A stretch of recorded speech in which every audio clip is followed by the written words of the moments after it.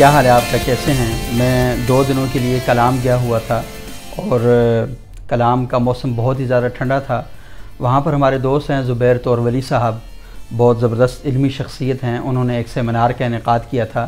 اور اس سیمینار کا جو موضوع تھا وہ بڑا اہم تھا کہ تکثیریت سے مکالمہ، یعنی اس علاقے میں مختلف کمیونٹیز پائی جاتی ہیں، سماجی بھی، لسانی بھی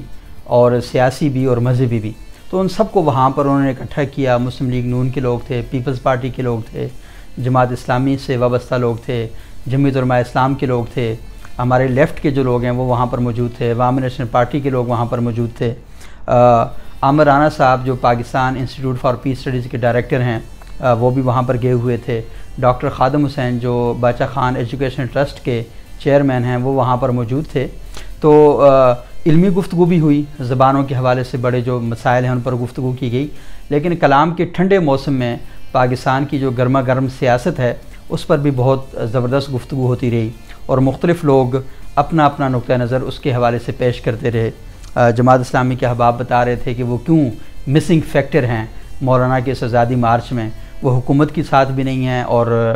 عوامی نیشنل پارٹی کے کیا کہتے ہیں مولانا فضل الرحمان کے ساتھ بھی نہیں ہیں۔ تو اس دوران ہمارے دوست ہیں لحاظ علی صاحب، ان کا ایک زبردست مضمون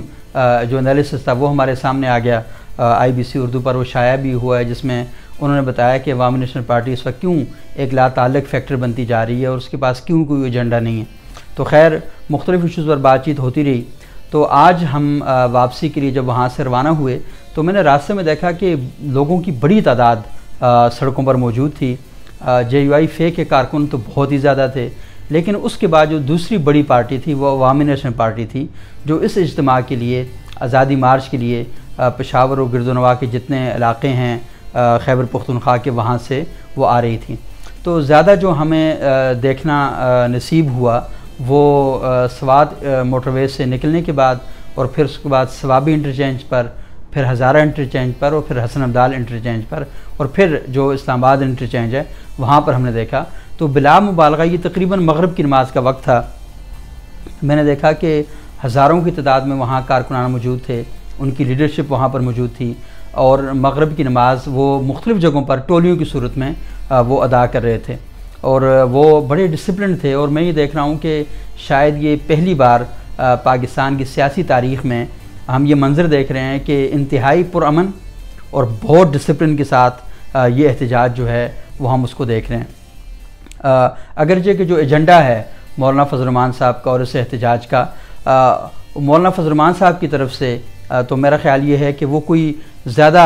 کلیئر کٹ مطالبات نہیں ہیں، اگرچہ کہ ان کی لینگویج بڑی ڈائریکٹ ہے، لیکن معنی کے حوالے سے اور اپنے مفہوم کے حوالے سے وہ کوئی اتنے ڈائریکٹ نہیں ہیں اور کوئی زیادہ قابل اثر نہیں ہیں۔ لیکن اتفاق کی بات یہ ہے کہ ایک پولیس اہلکار سے میری بات ہوئی تھی تو اس سے میں نے پوچھا کہ یار وزیر اعلیٰ خیبر پختونخوا تو یہ کہہ رہے تھے کہ وہ تو گزرنے نہیں دیں گے کسی کو، یہاں خیبر پختونخوا سے مارچ گزرے گا نہیں، لیکن آج تو ہم دیکھ رہے ہیں کہ سارے راستے کھلے ہیں، کہیں بھی کوئی پریشانی نہیں ہو رہی۔ تو اس نے کہا کہ سر میں آپ کو ایک بڑی عجیب سی بات بتاؤں کہ ہم نے بھی ووٹ عمران خان صاحب کو دیے، لیکن مسئلہ یہ ہے کہ جو 1.25 سال میں ہماری حالت بن چکی ہے تو اس کے بعد تو ہم یہ کہہ رہے ہیں کہ اس طرح کا جو احتجاج اس میں شریک ہونا نہ صرف ضروری ہے بلکہ فرض کے درجوں میں وہ رکھتا ہے۔ اور وہ یہ کہہ رہے تھے کہ کس طریقے سے ان کی آمدنی کم ہے اور ان کی آمدنی اب اگر اس کو معنی میں دیکھا ٹرانسلیٹ کیا جائے تو وہ آدھے سے بھی زیادہ کم ہو چکی ہے اور اسکولوں کی فیسیں بڑھ رہی ہیں، گھروں کے کرائے بڑھ رہے ہیں، مہنگائی بڑھ رہی ہے۔ اگرچہ کہ JUI کے اجتماعات میں اس حوالے سے بات چیت تو کی جا رہی ہے، لیکن وہ بات چیت مرکزی بات چیت میں کہیں شامل نہیں ہے۔ مرکزی بات چیت میں صرف 4 نکات شامل ہیں اور وہ 4 نکات آپ لوگوں کو پتہ ہیں کہ پہلا مطالبہ وزیر اعظم ریزائن کرے، دوسرا مطالبہ یہ ہے مولانا کا کہ پاکستان میں ری الیکشن کروائے جائیں، اور تیسرا مطالبہ یہ ہے کہ جو آئین میں اسلامی شقیں ہیں ان کو تحفظ فراہم کیا جائے، اور چوتھا مطالبہ ان کا بڑا کلیئر ہے جس میں وہ یہ کہتے ہیں کہ جو ادارے ہیں ان کا تحفظ کیا جائے، ان کا احترام کیا جائے، ان کو آزادی کے ساتھ کام کرنے دیا جائے۔ تو اس پر میں ملکی اور غیر ملکی میڈیا کے ساتھ بھی کئی بار گفتگو کر چکا ہوں اور لکھا بھی بہت زیادہ جا چکا ہے، لیکن ان مطالبات میں اگر دیکھا جائے تو وہ مطالبات بالکل شامل نہیں ہیں جو اس وقت عوام سے تعلق رکھتے ہیں۔ تو یہ تو کہا جا سکتا ہے کہ عمران خان کے استعفے کے نتیجے میں کیا مہنگائی ختم ہو جائے گی، تو یہ ایک سوال ہے، اور کیا عمران خان مولانا فضل الرحمان صاحب کے اس احتجاج کے بعد ملک میں کیا اسٹیبلشمنٹ کا رول جو ہے وہ ختم ہو جائے گا اور پاکستان میں آئینی اور جمہوری ادارے بھرپور طریقے سے اپنا کردار ادا کرنا شروع کر دیں گے، تو یہ اس سوال کا بھی کوئی جواب آپ کے پاس نہیں ہے۔ لیکن لوگ جو اس احتجاج میں شامل ہو رہے ہیں تو اس کی ایک بنیادی اور بڑی وجہ لوگوں کی اپنی پریشانیاں ہیں، لوگوں کے اپنے ٹینشن ہیں۔ پاکستان کے اندر تقریباً اگر دیکھا جائے تو کیونکہ میرا تعلق میڈیا انڈسٹری کے ساتھ ہے تو 5000 سے زیادہ لوگ اس وقت نوکریوں سے برطرف کر دیے جا چکے ہیں۔ ہمارے وہ اینکر حضرات جو اس وجہ سے پریشان ہیں کہ انہیں دوسری ٹی وی چینل پر جا کر اپنا تجزیہ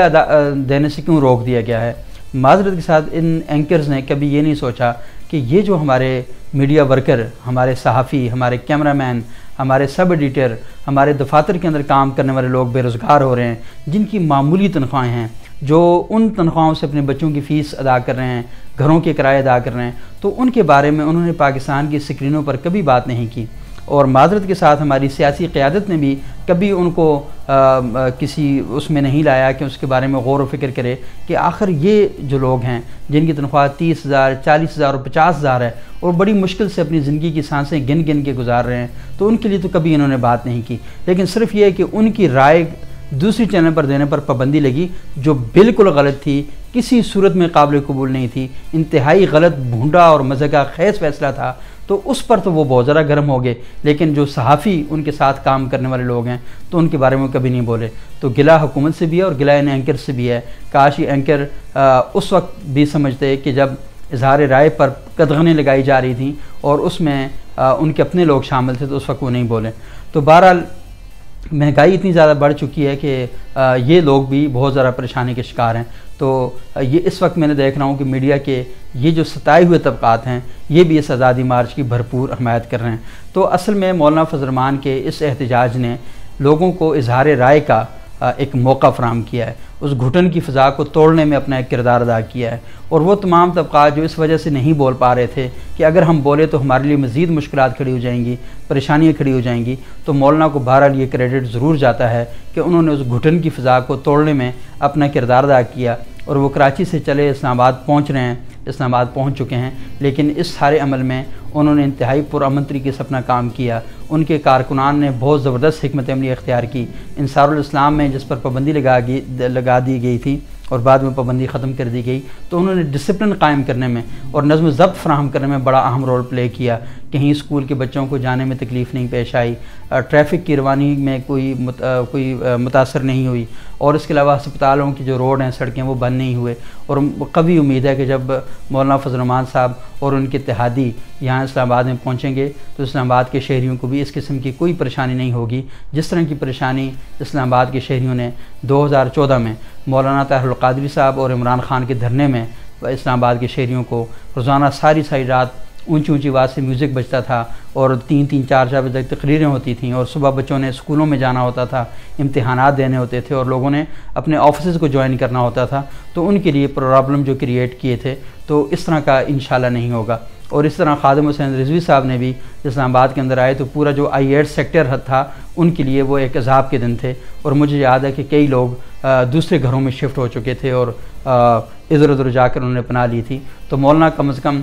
پاکستانی جو روایتی احتجاجی سیاست ہے اس کے اندر ایک نئے ٹرینڈ متعارف کروا رہے ہیں، ایک نیا طریقہ کار متعارف کروا رہے ہیں۔ تو آج مولانا فضل الرحمان صاحب کے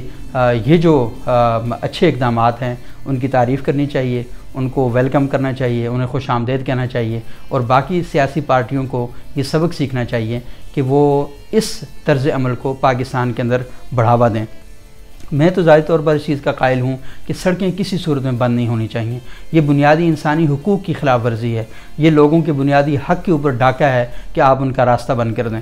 لیکن پاکستان میں مذہب کے نام پر سڑکیں بند کر دی جاتی ہیں، سیاست کے نام پر سڑکیں بند کر دی جاتی ہیں، اور آج تک میں نے نہیں دیکھا کہ ان سڑکیں بند کرنے کے نتیجے میں کبھی آرمی چیف صاحب کے قافلے کو کبھی تکلیف ہوئی ہو، کبھی وزیر اعظم پاکستان کے راستے میں کوئی رکاوٹ آئی ہو، کبھی چیف جسٹس کے راہ میں کوئی روڑے اٹکائے گئے ہوں۔ یہ ساری کی ساری تکلیف پاکستان کے عوام کے لیے ہوتی ہے، اور یہ جو احتجاج کیا جاتا ہے عوام کے حقوق کے نام پر کیا جاتا ہے، لیکن عوام کے خلاف یہ احتجاج ہوتا ہے۔ تو یہ میرا خیال ہے اقوام متحدہ کے چارٹر میں شامل کرنا چاہیے، پاکستان کے قانون کے اندر اس پر قانون سازی ہونی چاہیے کہ سڑکیں کسی صورت میں بلاک نہیں ہونی چاہیے، کسی صورت میں بند نہیں ہونے چاہیے۔ ہر جگہ مذہبی اجتماعات ہوں یا سیاسی اجتماعات ہوں، ان کے لیے ایک جگہ مختص کر دینی چاہیے، اور وہاں میڈیا کو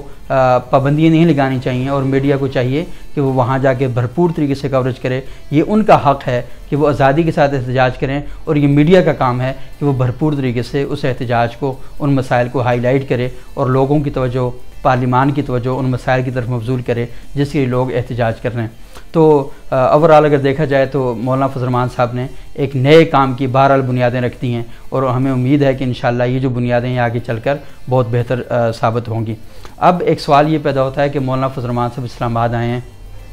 تو یہاں سے لے کر کیا جائیں گے؟ تو میرا خیال یہ ہے کہ مولانا فضل الرحمان صاحب نے بہت کچھ حاصل بھی کر لیا ہے۔ یہ جو ظاہری مطالبات میں نے آپ کے سامنے پیش کیے، تو کچھ باطنی مطالبات بھی ہیں۔ باطنی مطالبات میں پہلا مطالبہ مولانا فضل الرحمان صاحب کا یہ تھا کہ نیب کے نام پر جن لوگوں کو آپ نے حراست میں لیا ہوا ہے، انہیں قید و بند آپ نے رکھا ہوا ہے، تو ان کو رہا کیا جائے۔ تو آصف زرداری صاحب اس وقت ہاسپٹل میں ہیں۔ مولانا نواز شریف صاحب کی 8 ہفتوں کی ضمانت منظور ہو چکی ہے۔ تو یہ ایک بہت بڑا جو مطالبہ تھا وہ ایک طرح سے انہوں نے اپنا حل کروا لیا ہے۔ اور یہ بھی دیکھا جائے کہ اس کے علاوہ ایک اور جو موو ہے اور جو گفتگو ہو رہی ہے وہ چل رہی ہے، اس میں یہ ہے کہ آرمی چیف صاحب کے ساتھ جو نواز شریف صاحب کی مولانا فضل الرحمان صاحب کی ملاقات ہوئی تھی، تو اس ملاقات میں کیا کہتے ہیں، مولانا فضل الرحمان صاحب نے یہ بات کہی تھی کہ ملک کے اندر